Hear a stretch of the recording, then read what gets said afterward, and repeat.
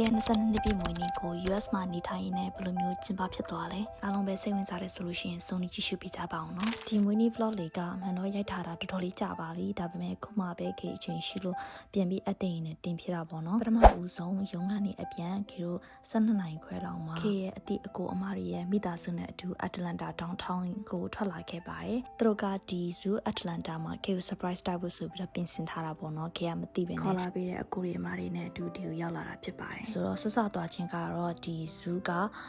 လူတွေသိမ့်မများဘူးပြီးတဲ့ခါကျတော့ Christmas အချိန်ရောက်လာဖြစ်တဲ့အတွက်ဒီလို Christmas သစ်ပင်လေးကြီးရှိနေတာပေါ့နော်ဝင်တော့တရားကို